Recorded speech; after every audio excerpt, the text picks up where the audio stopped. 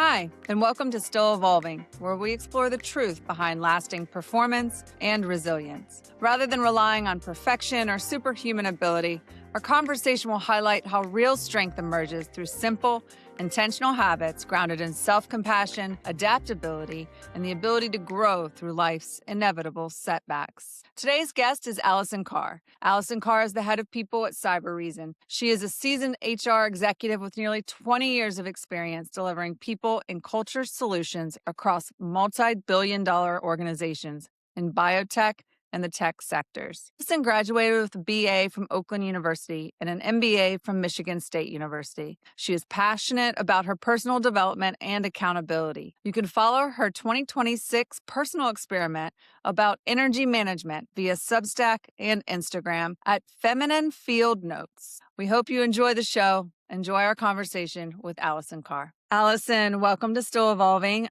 Very grateful that you're taking the time today and look forward to our conversation. So welcome. Thank you. I'm super excited for it as well. Awesome. So why don't we start off by sharing, if you could share with our guests a bit on your journey, perhaps maybe where you came from, where you're at now, and highlight kind of key aspects along the way that you feel would be really helpful for us to kind of shape going into the further conversation. Sure. I'll kind of weave in a little bit of personal and professional things on this journey. Born and raised in the Midwest with 3 younger brothers and played a lot of sports in a very competitive family growing up. And after finishing college, then moved on to get my MBA and then jumped right into corporate America. And have had the opportunity to work in quite a few different sectors. So started out in consumer product goods, then moved into tech, then into biotech and life sciences.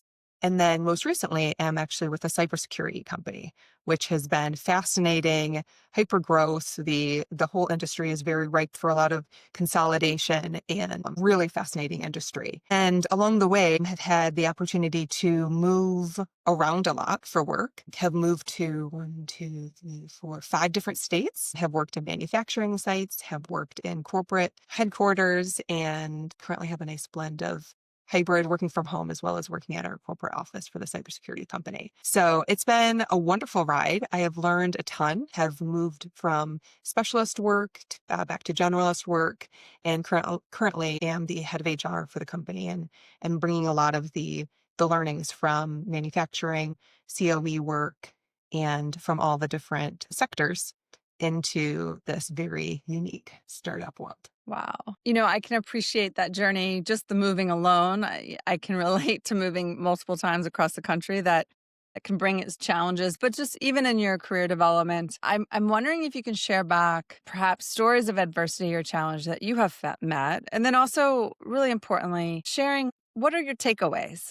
What has helped you as you have been kind of punched in the gut by life, or even just the challenge that perhaps maybe you found in your career path. So share back those lessons learned. Yeah, I think I'll share 2. One was, probably a decade ago, and I was working at a manufacturing site and had been there about 6 months. And I was supposed to be there about 4 to 5 years. And about 6 months in, was confidentially told, hey, we're actually going to be closing this site.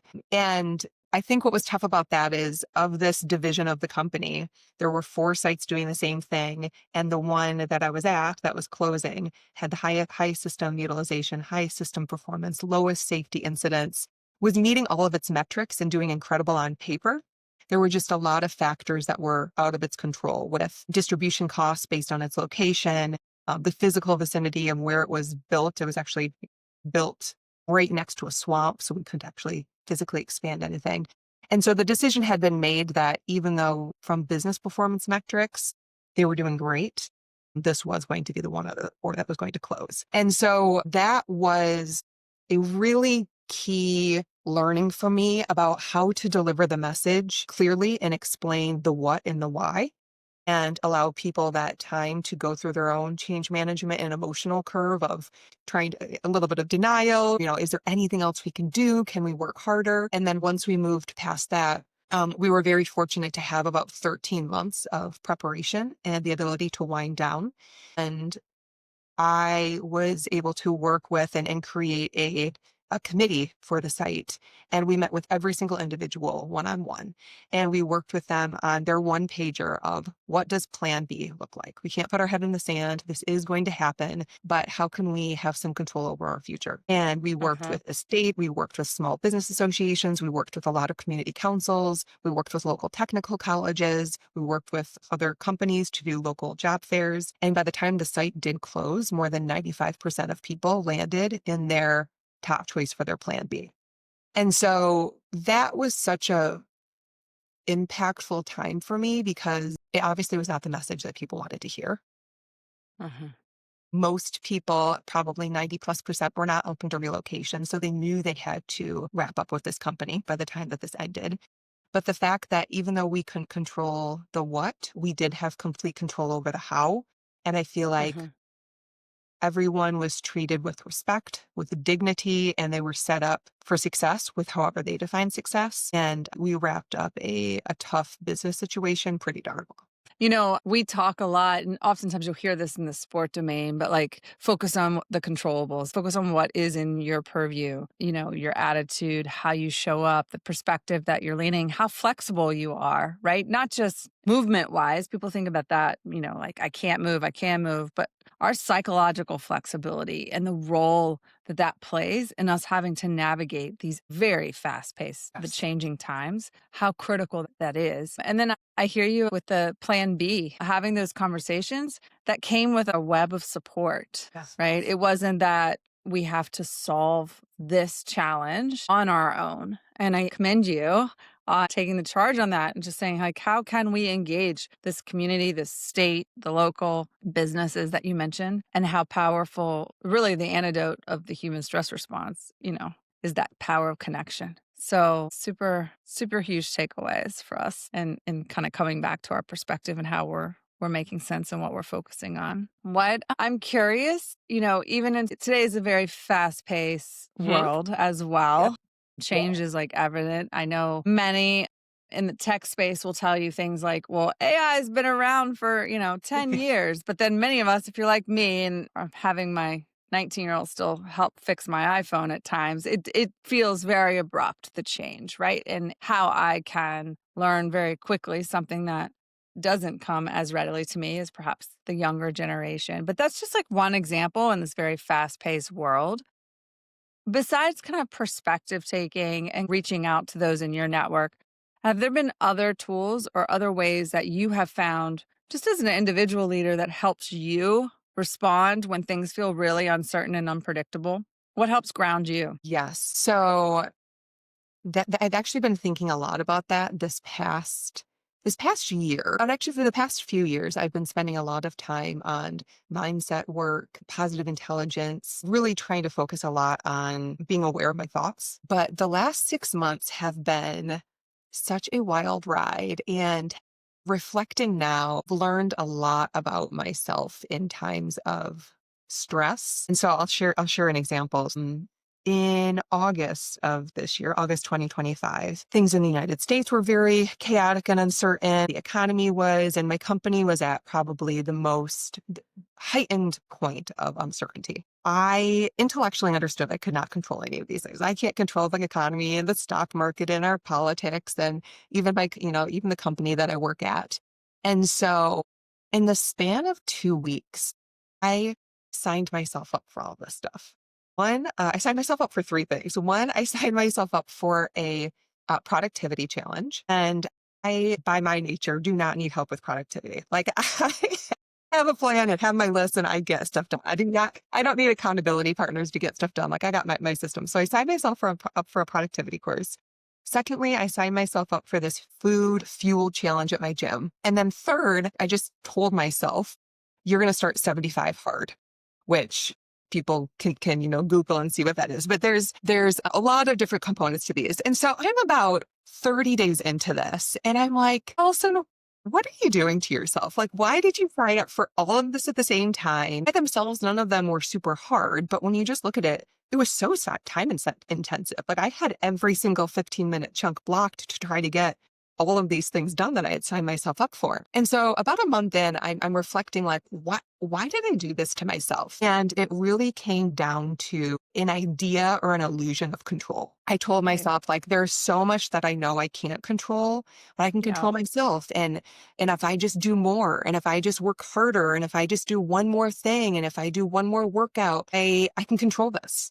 And, looking back, yes, I am very glad I did them. I did finish 75 hard. I did, complete all of these things.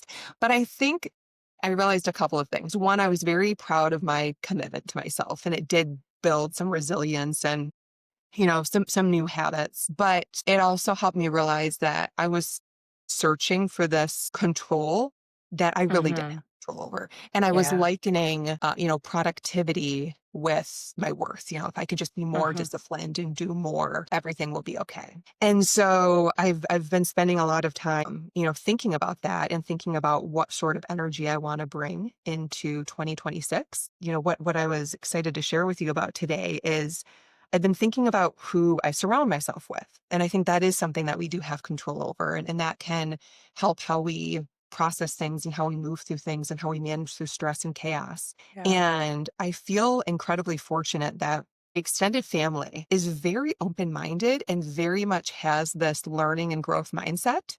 And Hmm. so once a month on a Tuesday, we're all over the world. We all have completely different career paths, all different ages, and we get together and we do a Teach Me Tuesday. And we rotate every month who's going to be the speaker. And I've learned about, satellites. I've learned about weather. I've learned intro to piano. I have learned poker. I have learned about traveling through Italy, tips and tricks. And what has been so fun is one, I didn't even know I was interested in some of these things, but just watching people, your family and your friends present on something that they're so darn excited about and passionate about themselves, it's really cool. And so Absolutely. That's cool. that, sense of community and we come together and we're interested in each other's lives or we're interested in each other's passions is really cool. And so this is very top of mind because this last Tuesday was Teach Me Tuesday, and it was Okay. my turn to go for 2025. And I presented on 75 hard, and I presented on control and a lot of these visuals of the things that we can control and cannot control. And then some of the learnings that I had coming out of that and how that's helping me prepare for 2026. Super insightful. And I love Teach Me Tuesday. I Thank you. love that. I love that. My kids joke that, Mom, I like to put together Force Family Fun, our triple F night. So I might have to steal that one. Yes, I love please it. do. Yeah. I love it. Yeah, super cool. You know, to be honest with you, the other powerful piece that I'm hearing is we talk a lot about reflection, especially this time of year, right? Like we're all doing our annual reviews or we're doing some type of like, okay, where are we going now next year? And we do so with kind of reflecting on where we've been. And I've talked about this before, but I think it's worth repeating. In the military, the common term that people use after an event, after a mission, is people will talk about after actions. And in that, you kind of debrief, kind of go back through what was the intention, what was the action that actually occurred, and was there a disconnect there, Yeah. right? Like why? And just again, trying to evolve, like Yeah. you are with the Teach Me Tuesdays, just try to learn from them. But they're not called after reflections. They're called after actions. And what I really appreciate and what I'm hearing from you is in your reflecting, you have this furthered understanding, awareness around what it's like for you. What's in your personal experience when circumstances occur? You know they're out of control up here, Yes. but what is that reaction that perhaps may be driving other choices that in the moment you may not be as aware of? And with that distance, either in time or kind of stepping back and saying, okay, what was going on that I signed up for all these things in the midst of challenge already? Like I've got enough on my plate, right? What was going on that may have driven that behavior?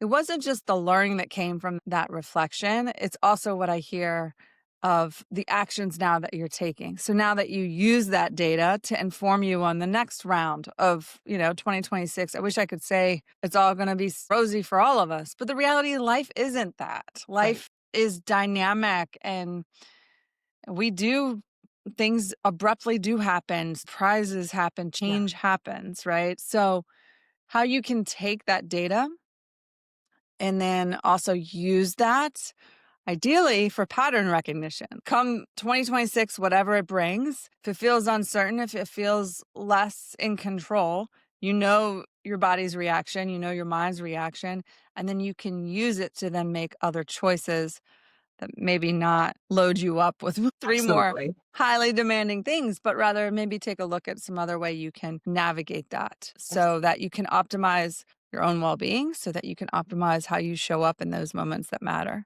So really appreciate the action-oriented reflection for sure. For many of our guests, Allison, I think like me, I can kick some of these concepts around. I kind of talk about nerding out with them, whether it comes with how we adapt to change, how we can grow through the challenge, perhaps the role of mindsets, kind of the perspective taking we talked Mhm. about earlier, and certainly the power of connection that comes in helping us to weather the storms. But sometimes people just want to know, all right, what's something I can try? Like, this has been one hell of a year. And the outlook, depending on which social media feed you look at, like sometimes we're not always given data that's most optimistic, right? So, what's one thing that you do each day Mhm. that you think kind of helps you stay in the long game, Yeah. despite what life throws at you? What helps you stay grounded and continue in this journey? Yeah. I think that the physical piece is huge. In times of stress, don't add more stress to your body. So, really focusing on sleep and food and what you're eating, but also what you're not eating, alcohol, all of those things. But with regards to grounding, something that I've started this year or become at least much more consistent with is a gratitude practice. And so I have a little notebook as part of my planner. There's a little section. And for a while, I was just saying, okay, try to, appreciate or look for three things each day. And I was doing it before bed and reflecting on the day. But then a couple of months ago, I made a shift and I started doing it the first thing of the day. Almost a little bit of, I guess you could almost say like I was going to manifest it was going to happen. I knew something was going to happen that day, but I would write it in a way of like, this call went incredibly well. Or, my son wrapped up his football season super strong and, had a great game. And so it's not that I knew the things that were going to happen, but I wrote them in a positive way that I'm grateful for this experience, or I'm grateful for the chance to have had lunch with this person, or to have had a really important conversation with this person. And I started just looking for all of these little things around me and saying them at the beginning of the day. And it set the tone for the day. And it also helped me then start seeing more of these great things around me too. I feel like as you start to get in that habit of being appreciative and being grateful for even the tiniest things, even when things in life are very tough, there's always something to be grateful for. Mhm. That I think has been a huge mindset and grounding practice that I plan on continuing for a very long time, to just keep looking for the good, keep being grateful for how many wonderful things I do have, and starting that at the beginning of my day to really set the tone for that day instead of having Mhm. my email or my Slack messages or the news set my tone for the day. I love it. Certainly, as an alternative to those three, it would very much set you up with more of an optimistic vision. But I think there's power too in a reminder that our brains are wired. Like they're predictive machines, right? Like pattern recognition designed to help mitigate threats to our existence, right? So. By nature, we are going to have 75% of our thoughts be negative, right? Because our minds are just trying to take care of us. That deliberate rehearsal of not just like Rosianna, everything's perfect. Like, right, yes, there are some realistic challenges. Yet, in the midst of that storm, likely there are a number of things that we can reflect and just experience that feeling of gratitude for. And so I love the shift from the reflection at night, help you go to sleep perhaps, but also just kind of ground you in your day and set the stage for a bit more flexible out of gosh, looking at that calendar or Slack and wondering what could happen today. So very much appreciate that tool. Allison, it's been wonderful having this conversation with you. I appreciate you sharing on your journey, and whether it's the role of perspective taking, kind of focusing what is on our control, whether it's also relying on those powers of reflection, the actions of reflection, power of connection. Just very much appreciate you sharing that relatable story. Thank you. Absolutely. Thank you.